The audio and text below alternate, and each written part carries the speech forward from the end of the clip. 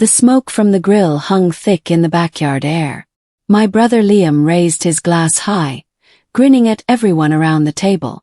Then his eyes found mine. "Still renting at your age, Sienna? That's just pathetic." The laughter erupted. My dad chuckled. My mom shook her head with that familiar disappointed look. Even my fiancé, Derek, just stared at his plate. I felt my face burn, but I forced a smile and took a sip of water. What they didn't know, what nobody at that table knew, was that I wasn't just renting. I owned the building we were sitting next to, and 146 others. The chandelier above Liam's head caught my eye as he kept talking. Crystal drops, imported from Italy, installed 3 years ago when I bought this event venue. I'd approved every fixture myself. 34 years old and still making a landlord rich, Liam said, shaking his head. "I just don't get it, sis." My dad jumped in. "Liam's right. You're smart, Sienna, but you need to start building equity. Look at your brother. He owns 2 properties already." I nodded slowly, my fingers tracing the rim of my glass. "The venue rental fee for tonight, $12,000, paid to one of my LLCs. But I wasn't ready to tell them. Not yet. I wanted to watch this play out. People think renting means you're broke or careless. They don't understand strategy. I chose to rent my apartment for one reason: freedom. No public records tying my name to assets. No paper trail for nosy family members or opportunistic exes. While Liam posted photos of his house on social media, I moved through the city like a ghost. My lawyer Vincent set up the structure years ago. 22 different LLCs, each owning multiple properties across 9 states. Apartment buildings in Portland. Office towers in Austin. Shopping centers in Nashville. My personal apartment. A modest 2-bedroom in downtown. Rent, $3,000 a month. My portfolio value, $950 million. But to my family I was just Sienna, the renter. Failure. The eviction notice arrived on a Tuesday morning. Crisp white paper, official letterhead. My hands shook as I read it. 30 days to vacate. I didn't understand. I'd paid rent early every month for 4 years. Then I saw the signature at the bottom. The property management company. Westfield Holdings, LLC. My breath caught. That was one of mine. Someone had accessed my company and issued an eviction against me. I pulled up the corporate documents on my laptop. 7 board members across all my holdings. 6 I'd appointed personally. The 7th, added 3 months ago through an old legal loophole I'd forgotten to close. Liam Crawford. My brother. I called Liam that afternoon. Kept my voice calm and steady. "Hey, got a weird notice today. You know anything about Westfield Holdings?" He laughed. That cocky laugh that always made my stomach turn. "Westfield? Nah, doesn't ring a bell." "Why?" "I'm getting evicted from my apartment. They're the company." "Oh, that sucks, sis. Maybe if you owned instead of rented, you wouldn't have these problems." I closed my eyes and counted to 5. "Yeah, maybe you're right. Hey, if you need a place to crash, we've got a guest room. Just saying." "Thanks, Liam. I'll figure it out." I hung up and opened my secure files. By midnight, I'd restructured 7 companies, removed his access, and planted 3 strategic traps. "Be careful what you sign," I whispered to the empty room. Growing up, Liam got everything. New sneakers while I wore hand-me-downs from our cousin.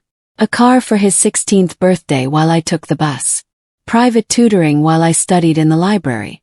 When I cried about it once, Mom sat me down and said, "Sienna, honey, you're not as strong as your brother. He needs more support. You've always been resilient." I was 12. That word, resilient, became my cage. It meant I could handle being overlooked. It meant I didn't deserve the same. So I stopped asking. Started working. Saved every dollar from my part-time jobs. By 18, I'd saved $40,000. By 22, I'd bought my first property. A small duplex nobody wanted. Liam was still asking Dad for gas money. Sunday brunch at the Olive Branch. Mom's favorite spot. Dad was cutting into his omelet when he said it. You've always been smart, Sienna, but you don't finish things. I looked up from my coffee. What do you mean? College. That marketing job. Even Derek says you're secretive about money. You start things but never see them through. My jaw tightened. I'd finished college with honors. Left that marketing job to start investing full-time. Sure. I didn't finish things. Then Dad leaned forward. Actually, I wanted to ask. Liam's starting a new business. Very promising. Could you spot him maybe? 20,000. Just to help him get off the ground. Smiled. Sure, Dad. I'll wire it tomorrow. Really? He looked shocked. Of course. Family helps family, right? The wire went out Tuesday morning. $20,000 from SJ Equity Partners to Liam Crawford. My accountant Felix asked if I was sure. He doesn't know it's you, right? Not a clue. What's the play? I leaned back in my chair. I'm testing him. If he's smart, he'll research the investor. If he's greedy, he'll just spend it. 3 days later, Liam posted on social media about his launch party. Venue: the Sapphire Room at Hotel Monroe. My hotel. My ballroom. Rental fee: $18,000. He'd used almost all my money to throw himself a party. In my building. Felix whistled low when I showed him. That's bold. That's Liam, I said. Then I smiled. Book me a spot in the back. I want to watch. The Sapphire Room glittered under the chandeliers. 200 people mingled, champagne glasses in hand. Liam stood on the small stage, microphone in hand, grinning like he'd won the lottery. Thank you all for coming. Tonight is about celebrating hard work and bootstrapping success. Too many people rely on handouts or wait for someone else to build their dreams. The crowd clapped. I stood in the back corner, wearing a simple black dress and sunglasses. I've learned that real success means ownership, Liam continued. Not renting your life from someone else, but building something that's yours. More applause. Then I saw Derek, my fiancé, standing near the front, laughing at something Liam said. They looked like old friends. My chest tightened. I pulled out my phone and texted Vincent. Pull it. 2 words. That's all it took. The lights died at exactly 9 p.m. The room plunged into darkness. Confused murmurs rippled through the crowd. Emergency exit signs glowed red along the walls. Then the doors clicked locked. Staff members appeared, polite but firm. Ladies and gentlemen, this event is over. Please exit through the side doors. Liam's voice cut through the chaos. What? No, wait. I paid for this room until 11. A woman in a navy suit stepped forward. My attorney, Claire. Mr. Crawford, you never actually signed the venue lease. The deposit was processed, but the contract was never finalized. You're currently trespassing. His face went white in the emergency lighting. That's insane. I have emails. Please exit the building or we'll call security. I slipped out the side door before anyone noticed me. Outside, I breathed in the cool night air and smiled. Liam showed up at my apartment on Thursday night. Unannounced. I opened the door and he pushed past me. Can you believe this? Someone's trying to destroy me. The party disaster, the investor pulling out, now some lowball offer. I sat on my couch. That's rough. I'm going to fight back though. Actually, I just bought a beach condo.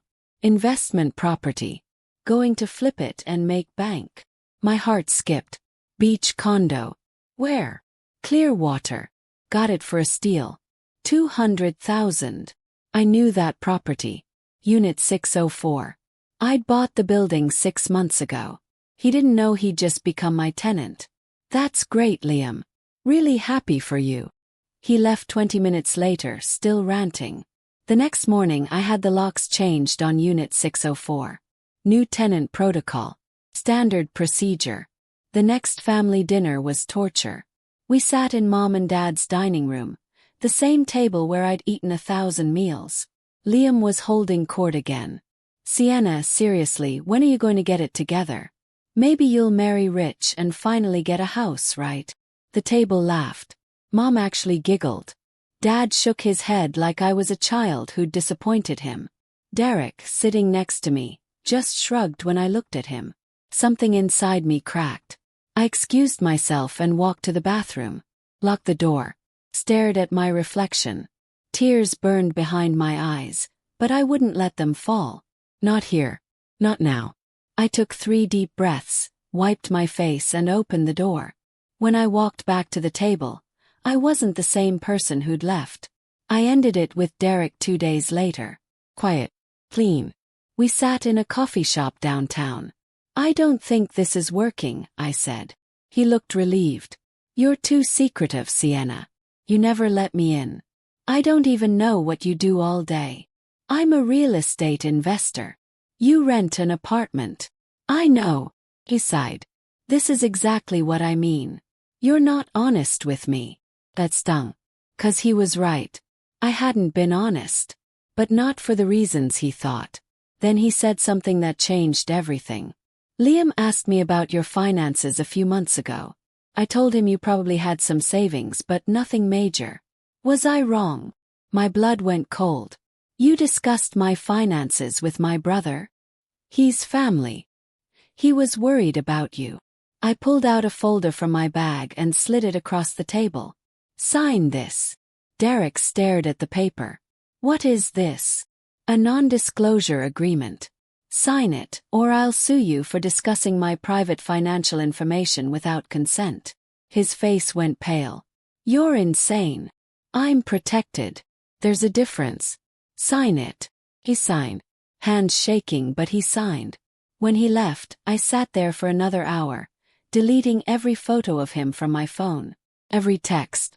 Every memory. My lawyer would handle the rest. That night, Mom called.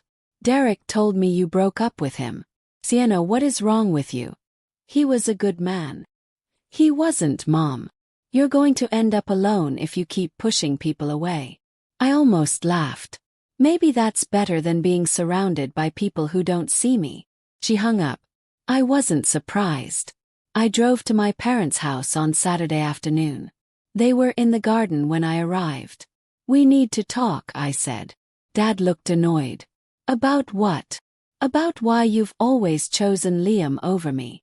Mom stood up, brushing dirt from her knees. Sienna, that's not fair. We love you both equally. Then why does he get everything? Support, money, belief. What did I ever get? She looked at me with something like pity. He just needed more from us.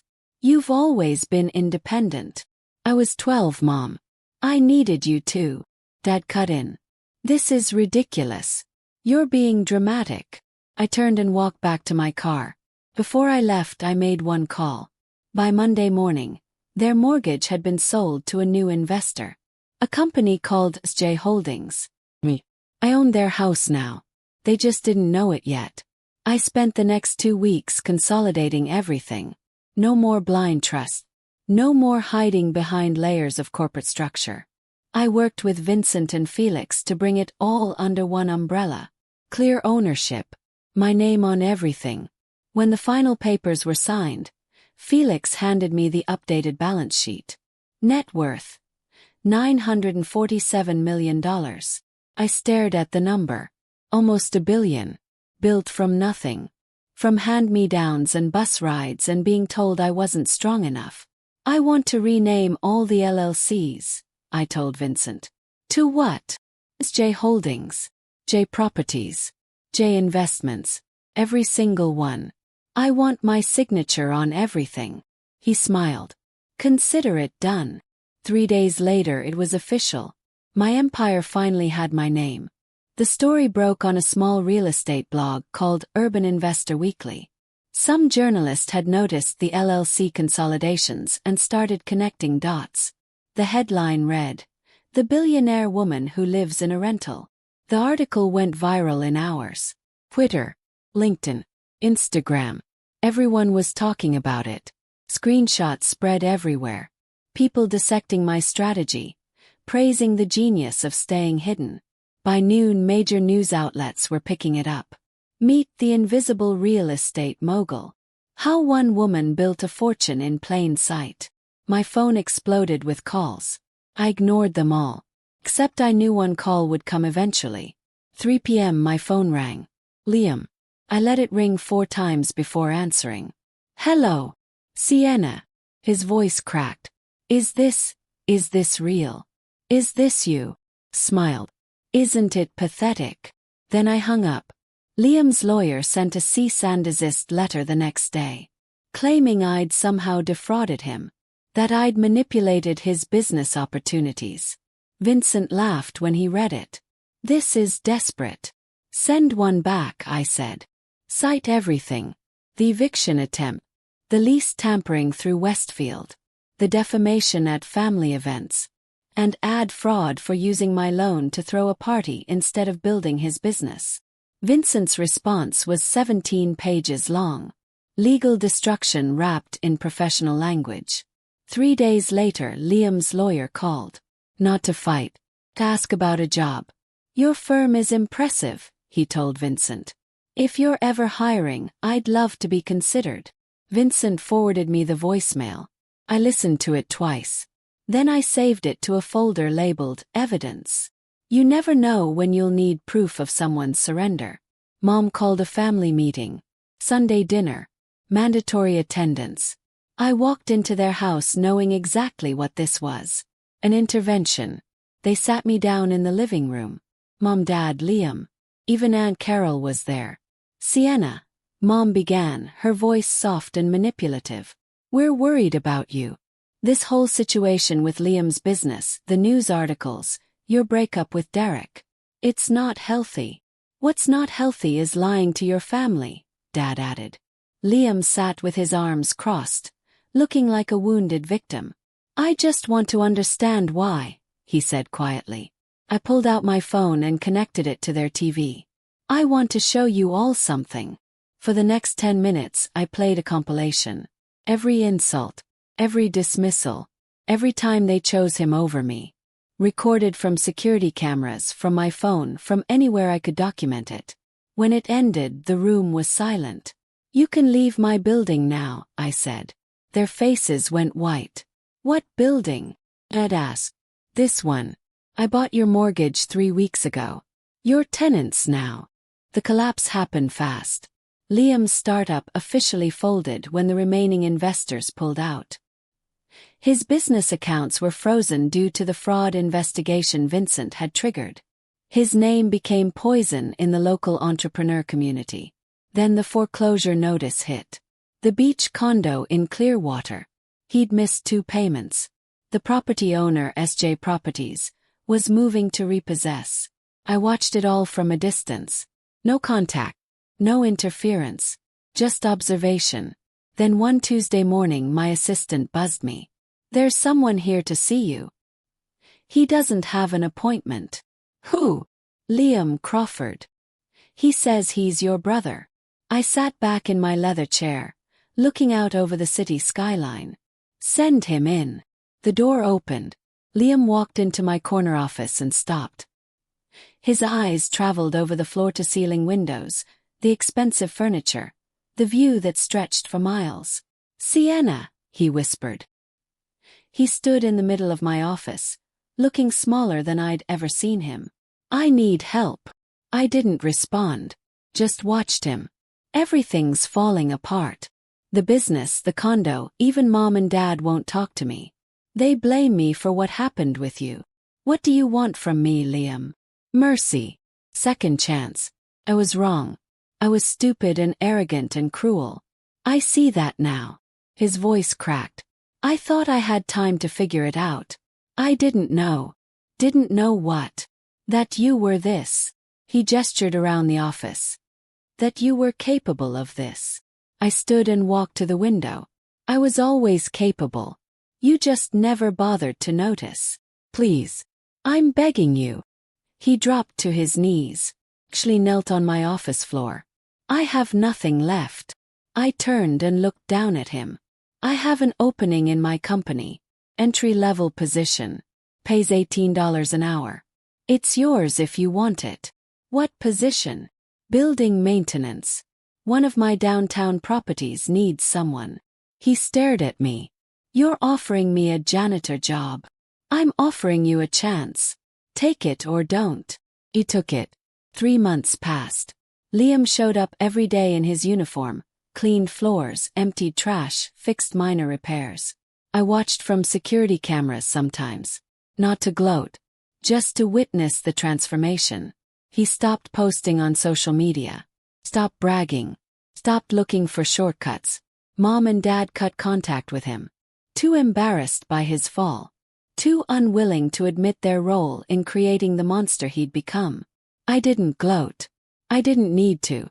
Meanwhile, I moved forward with my next project. The tallest building in the city was being sold. 42 floors of prime real estate. The owners wanted to include naming rights. I submitted my bid. $200 million. They accepted immediately. The sign went up 3 weeks later, visible from everywhere in the downtown core. A tower. My initials. 60 feet tall.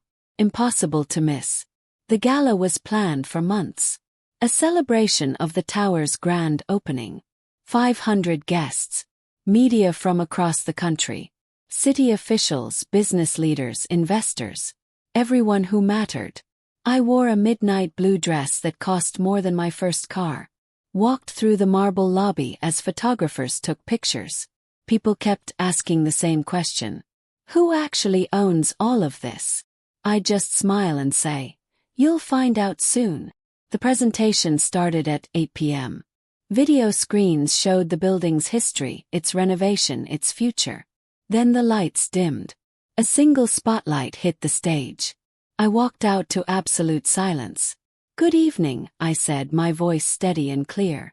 My name is Sienna Crawford, and I own this building, along with 146 others across 9 states. The room erupted. In the back I saw my mother, standing frozen, speechless, finally seeing me. Mom tried to call the next day. I didn't answer. Dad sent an email. I deleted it. Aunt Carol showed up at my office. Security turned her away. I wasn't angry anymore. I was done. Liam continued working.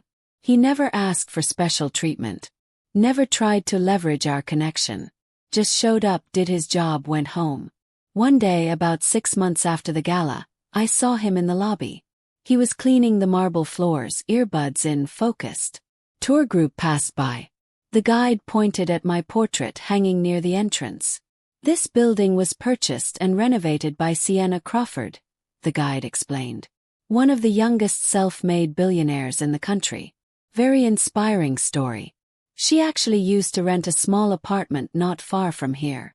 I watched Liam pause. His eyes lifted to my portrait. I remember, he whispered. Then he went back to cleaning. People ask me if it was worth it. The years of hiding, the loneliness, the family I lost. I think about that question a lot. Was it worth sacrificing relationships for success? For vindication? Here's what I know. I didn't sacrifice anything. They did. They sacrificed me the moment they decided I wasn't worth their belief. I just stopped waiting for them to notice. Now I sit in my office on the 42nd floor, looking out over a city where my name is everywhere. On buildings, on contracts, on headlines. I'm not pathetic. I never was. I was strategic, patient, powerful. And when my brother called me that word at a family barbecue, he started a chain reaction he couldn't imagine. He thought he was mocking his little sister. He didn't realize he was waking a giant. I don't hate Liam anymore. I don't hate any of them. I just don't need them. And that, I've learned, is the ultimate freedom. The revenge wasn't the empire. It was becoming someone who didn't need revenge at all.